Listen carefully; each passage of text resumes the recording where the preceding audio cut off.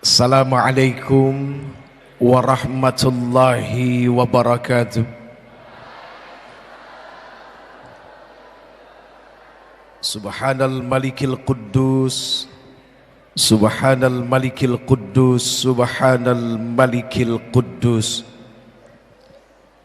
Subhanadzil mulki wal malakut, Subhanadzil izzati wal azamati wal haibati wal qudrati was sultan wal kamal wal jamal wal jalal wal kibriyai wal jabarut wala yamutu wala yafutu abada. Subuhun quddusur rabbuna wa rabbul malaikati warruh. Semuanya subhanallah walhamdulillah wala ilaha illallah huwallahu akbar. Allahumma salli wa sallim wa barik wa karrim ala hadzan nabiyil karim sayyidina wa habibina wa syafi'ina wa qurrati a'yunina wa maulana Muhammad. Diangkat kedua belah tangannya salatan tukhrijuna biha min zulumatil wahmi, amin, wa tukrimuna binuril fahmi wa tudihu lana ma ashkala hatta yafhama innaka ta'lamu wa la na'lam innaka anta 'allamul ghuyub wa innaka ala kulli syai'in qadir wa ala alihi wa ashabihi ajma'in, amma ba'd. Allahumma ighfir li ma qaddamtu wa ma akhartu wa ma asraftu wa ma a'lantu wa ma asrartu wa ma anta a'lamu bihi minni, antal muqaddimu wa antal muakhir, la ilaha illa anta subhanaka inni kuntu minadh zalimin. Allahumma antas salam semua, wa minkas salam wa ilaika ya'udus salam, fahayyina rabbana bis salam wa adkhilnal jannata daras salam, tabarakta rabbana wa ta'alaita ya dzal jalali wal ikram.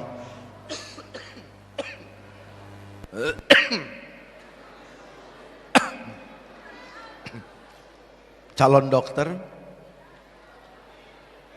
calon dokter, bagus. Baik, hadirin yang insya Allah dimuliakan Allah, amin, amin, amin. Sekedar saran saja. Amin itu adalah akibat. Sebabnya apa? Halo. Amin itu adalah sebuah akibat. Tidak mungkin ada akibat tanpa sebab.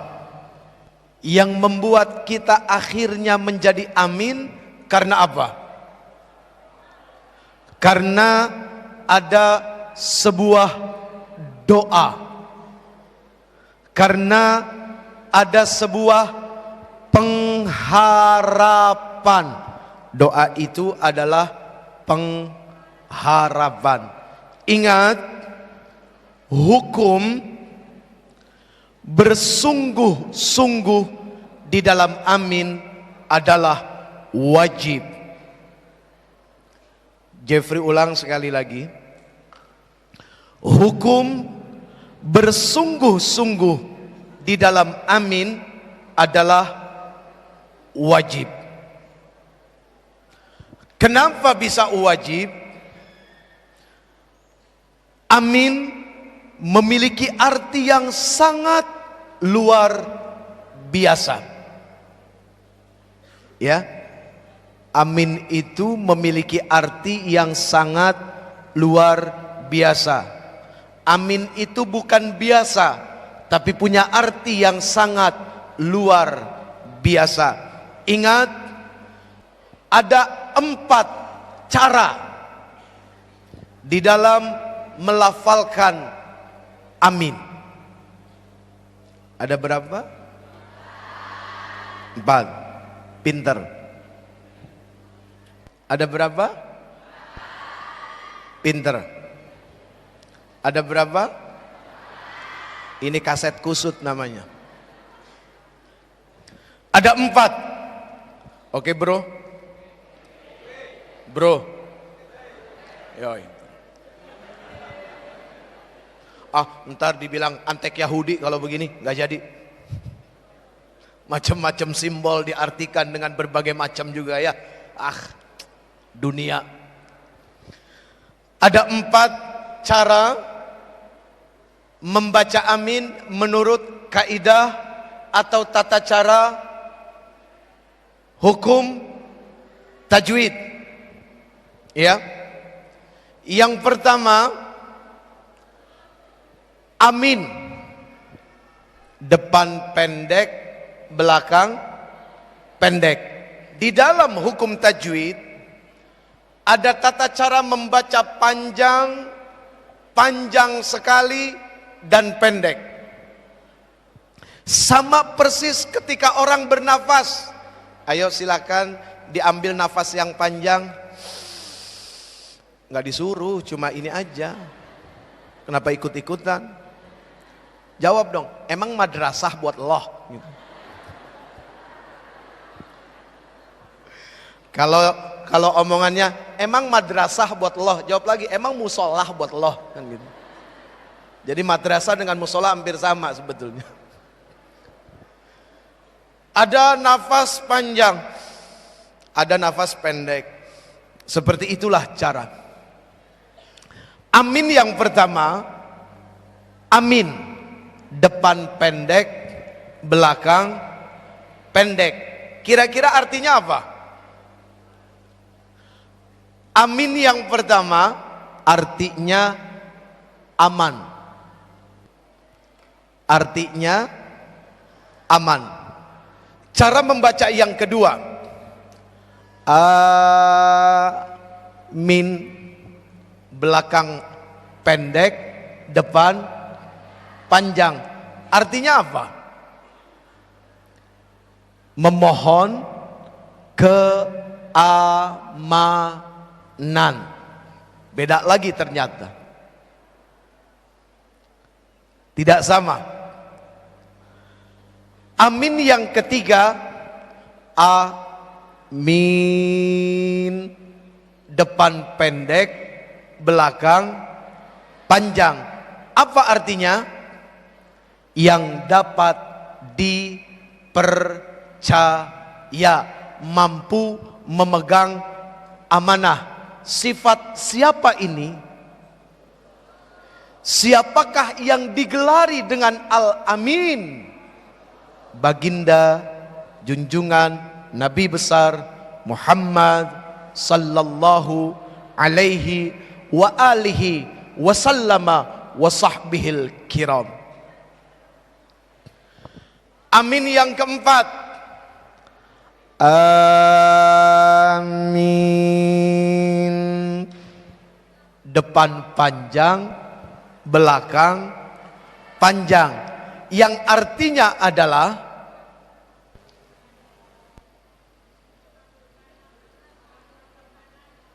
ya itu artinya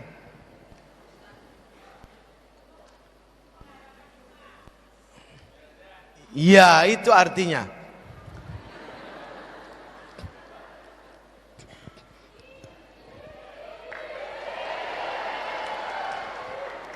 biasa aja kali. Jangan kamu seupai gitu deh. Allah Ngoe.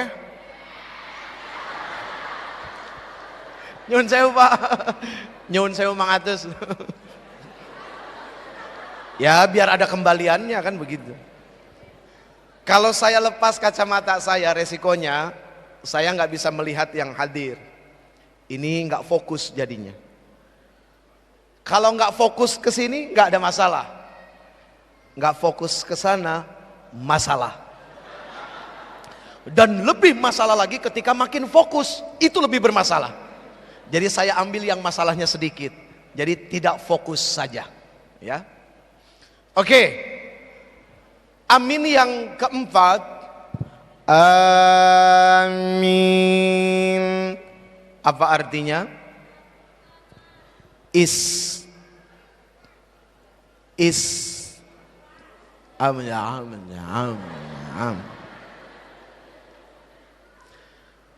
istajib doa ana. Istajib itu jawablah, bisa juga kabulkanlah, bisa juga penuhilah doa ana, doa-doa kami, harapan-harapan kami, keinginan-keinginan kami, cita-cita kami. Itulah kenapa di saat amin wajib bersungguh-sungguh, karena di balik amin ada pengharapan yang besar untuk dikabulkan segala macam bentuk keinginan. Jelas? Jelas? Baik, karena sudah jelas sampai di sini saja, mudah-mudahan ada manfaat. Jelas? Ini kenapa tiba-tiba dia jadi STUPID? Ingat, Allah itu zat yang maha proporsional, mampu dan teramat sangat mampu meletakkan sesuatu pada tempatnya. Allah, jelas ya? Allah itu zat yang maha proporsional, mampu meletakkan segala sesuatu pada tempatnya. Sekarang kita baca Fatihah, lalu kita coba aminkan amin yang nomor 4, ya. Bismillahirrahmanirrahim. Alhamdulillahi rabbil alamin. Ar-Rahmanir Rahim. Maliki yaumiddin. إياك نعبد وإياك نستعين اهدنا الصراط المستقيم صراط الذين أنعمت عليهم غير المغضوب عليهم ولا الضالين.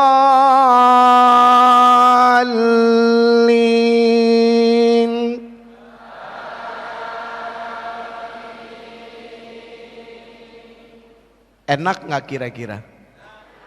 Proporsional nggak? Amin. Coba sekarang tes pakai amin yang pertama, ya. Yang depan pendek, belakang pendek. Tes aja, boleh dong? Boleh, tes boleh ya. Berapa banyak pasien yang jadi korban karena tes jadi dokter, kan begitu? Nyun sewu Pak. Ini mah bercanda aja ya. Yang tadi nggak usah dianggap serius ya, meskipun banyak.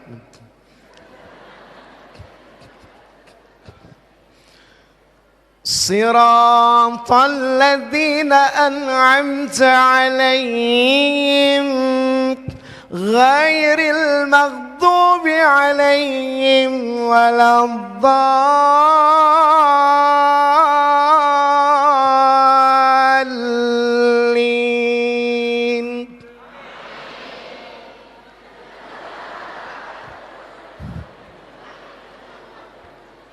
nggak kira-kira? Proporsional nggak? Padahal haknya Allah. Ketika Allah mengatakan amin itu artinya adalah istajib doa anak. Bisa saja. Iya kan? Haknya Allah. Allah yang buat ilmu, Allah yang punya ilmu, Allah yang menitipkan ilmu, sah-sah saja. Ketika amin. Tapi kok kayaknya nggak enak. Tuh, innallaha jamilun yuhibbul jamal. Allah itu penuh dengan keindahan dan Allah senang dengan yang indah-indah. Nggak enak kan? Siratal ladzina an'amta 'alaihim ghairil maghdubi 'alaihim waladdallin. Amin. Enggak enak. Atau yang kedua, siratal ladzina an'amta 'alaihim ghairil maghdubi 'alaihim waladdallin. Amin. Enggak enak. Atau yang ketiga, siratal ladzina an'amta 'alaihim ghairil maghdubi 'alaihim waladdallin. Amin. Amin.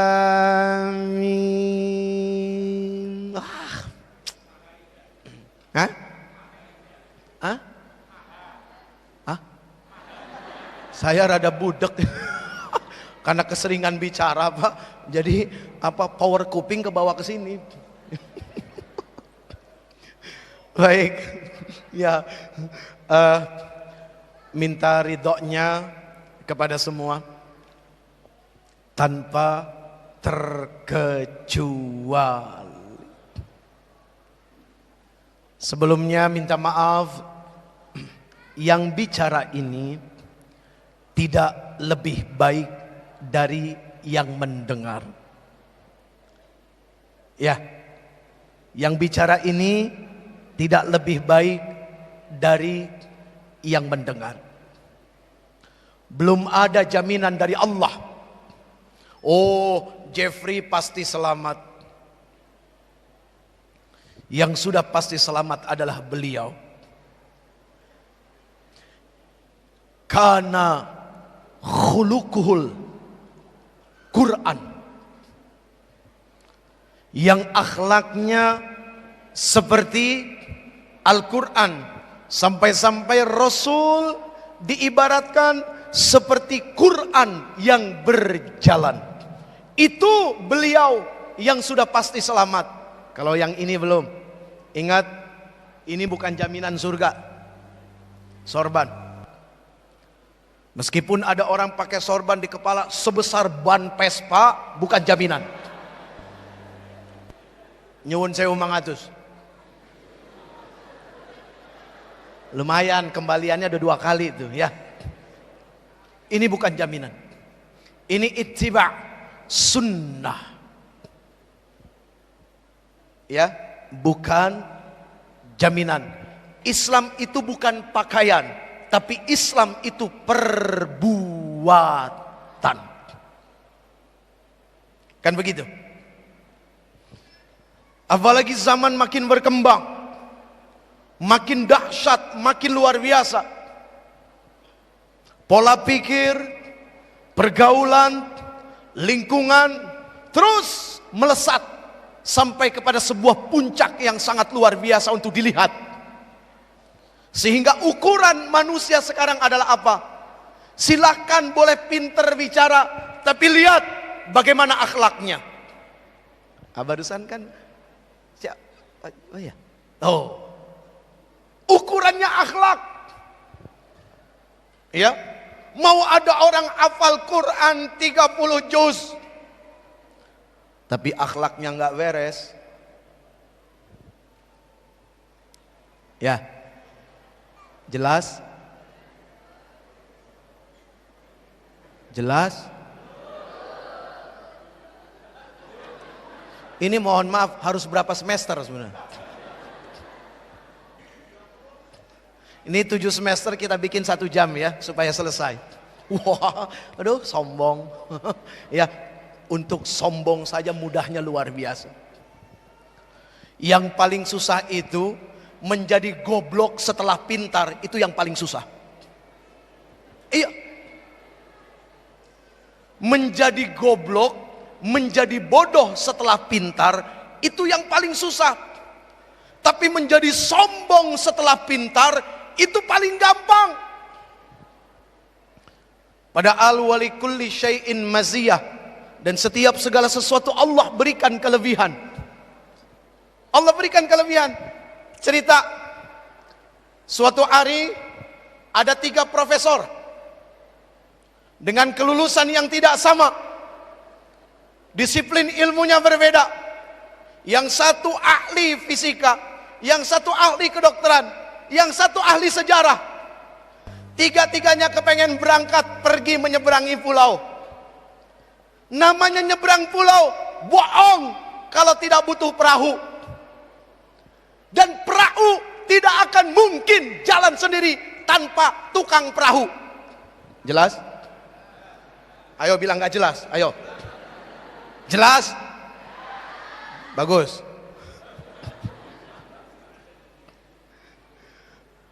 Di sepanjang perjalanan, dasar ilmuwan,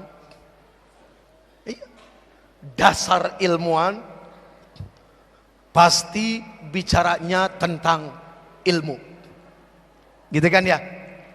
Dasar ustadz pasti ngomongnya agama. Dasar preman pasti ngomongnya kriminal, kan begitu. Nah, ini perbedaan yang jelas. Sepanjang jalan mereka bicara tentang ilmu. Lagi-lagi profesor hanya seorang manusia biasa, lagi-lagi ustadz hanya seorang manusia biasa. Muncul sifat pengen iseng sama tukang dayung.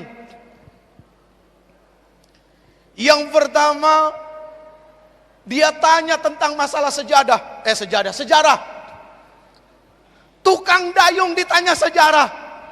Kamu tahu nggak sejarah kekaisaran Romawi? Yang nanyanya kepinteran, Pak. Ternyata iseng itu membuat seseorang yang berilmu jadi hina, tidak ada ilmu.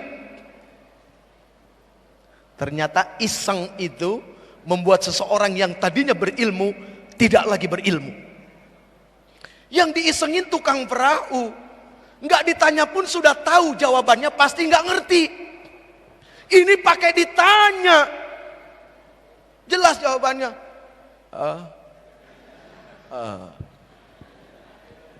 Istiqomah saja dia mendayung.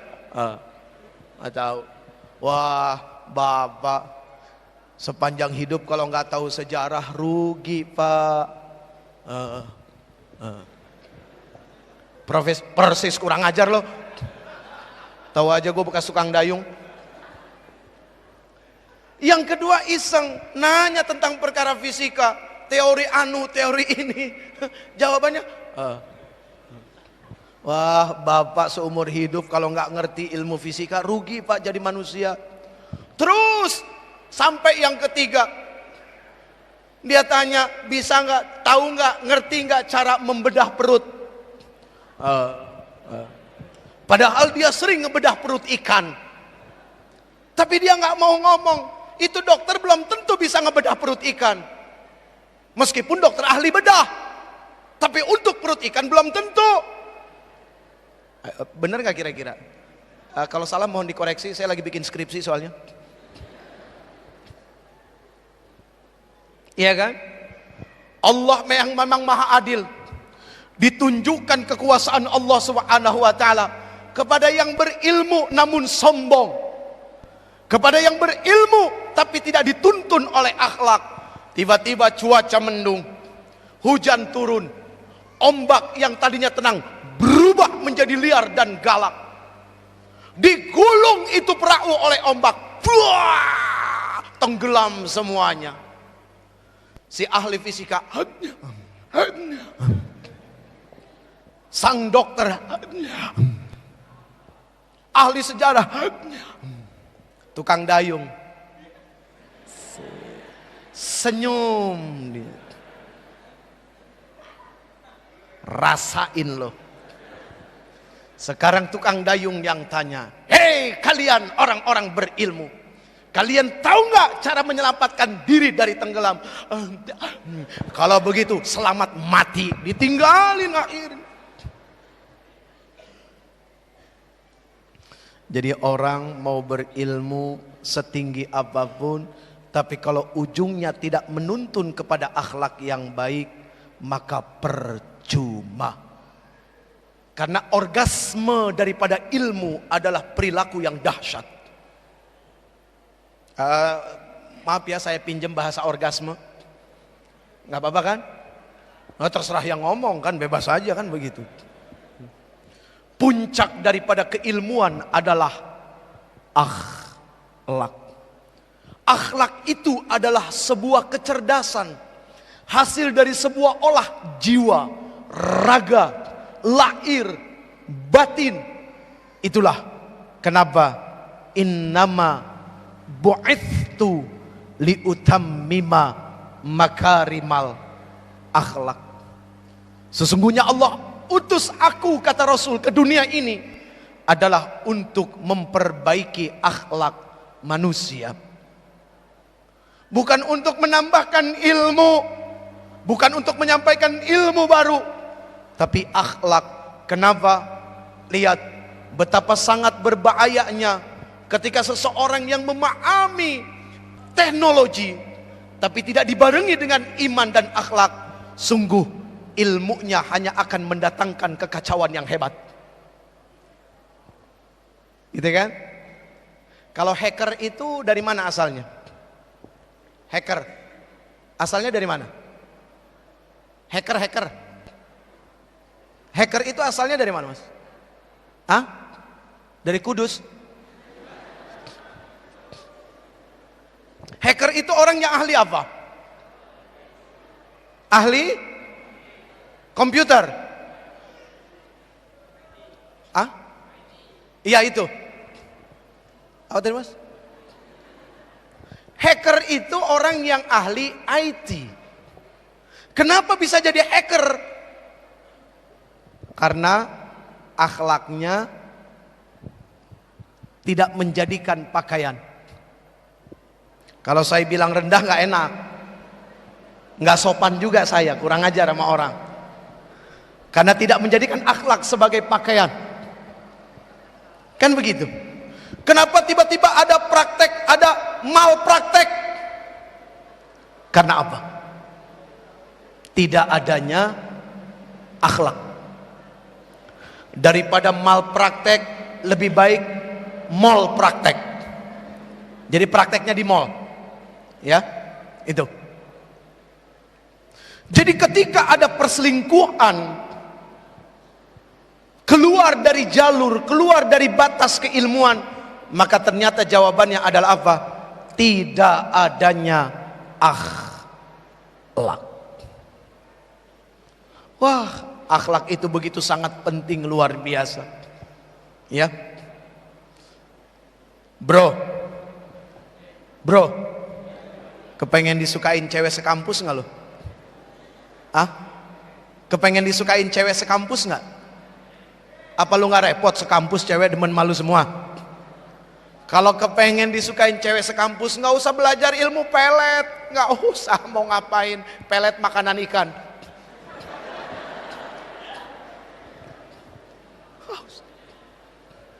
Repot-repot mengamalkan satu ayat. Idh qala Yusuf li abihi ya abati inni ra'aitu ahada asyara kawkaban wasyamsa wal qamar ra'aituhum li sajidin. Wah, diamalin, dibaca sambil puasa 40 hari. Hari ke-39 mati. Repot-repot amat. Niatnya saja udah nggak beres. Ada orang baca Quran ujungnya neraka. Padahal yang dibaca Quran kan harusnya surga, kok neraka? Tuh. Baca Quran kan harusnya dapat pahala, kok ini malah dapat dosa? Oh, niatnya keliru. Ya, niatnya keliru. Salah niatnya.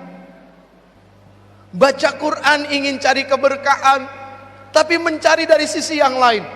Wah, ini bahaya. Silakan dibuka hadis Arba'in Syarah An-Nawawi nomor 1.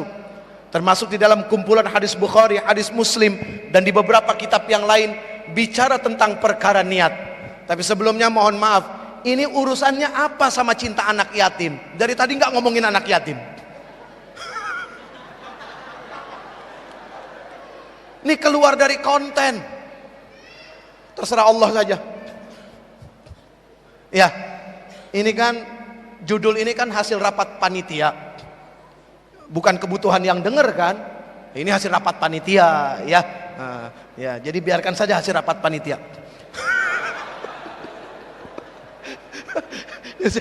Nanti ujungnya ke sana. Ujungnya ke sana. Setelah kita muter kanan kiri, ternyata berakhir kepada itu nanti. Sampai di mana tadi? Baca Quran kan seharusnya berpahala, dapat berkah. Kok ini tidak? Saya hanya menyambung pembicaraan dan obrolan dengan beberapa pengajar di sini.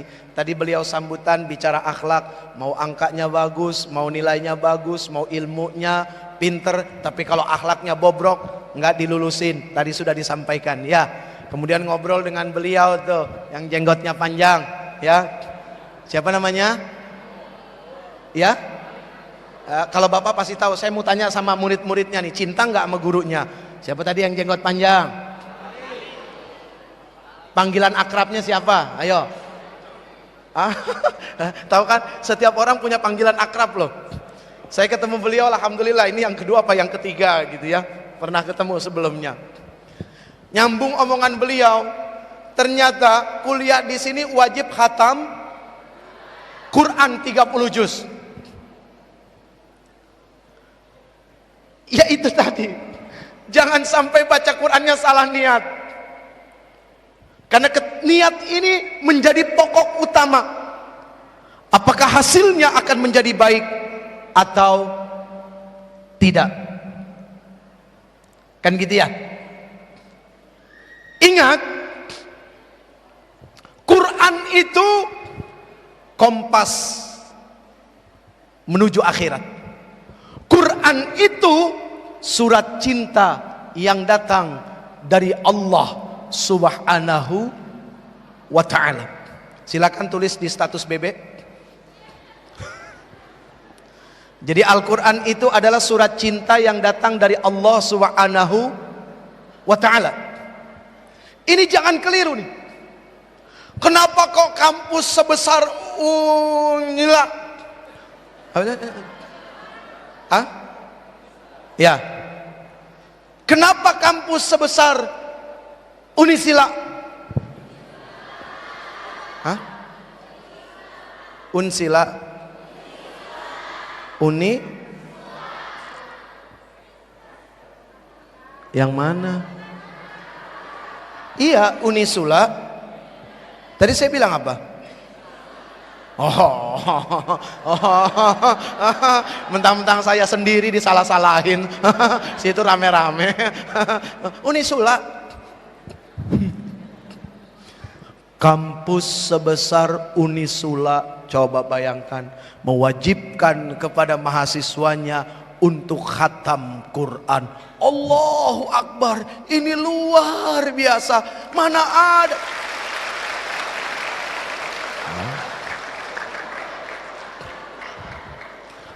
Nggak boleh dipuji sedikit. Bro, masjid bro, ini bukan aula. Sekedar masukan, di masjid jangan banyak tepuk tangan. Ya, di luar aja. Jadi nanti kalau ada yang kepengen tepuk tangan suruh rame, keluar dulu.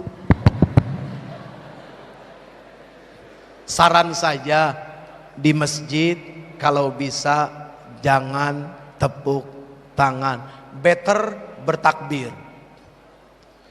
kampus sebesar Unisila.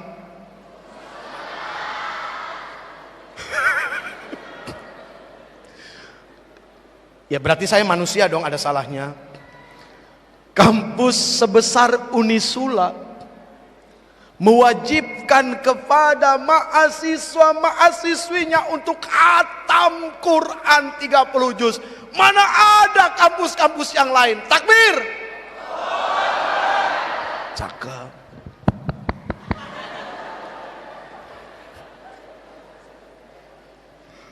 Aduh, ya Allah. Luar biasa. Berarti ini pintar baca Quran semua ya? Hah?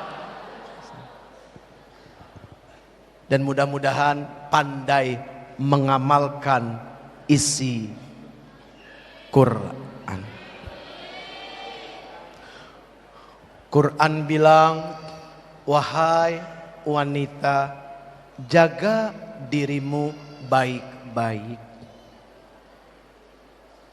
Jaga, gitu kan? Wahai wanita, panjangkan jilbabmu sehingga tertutup seluruh auratmu. Di situ nggak ada buka kurung, tutup kurung, gypsy, jilbab seksi, nggak ada.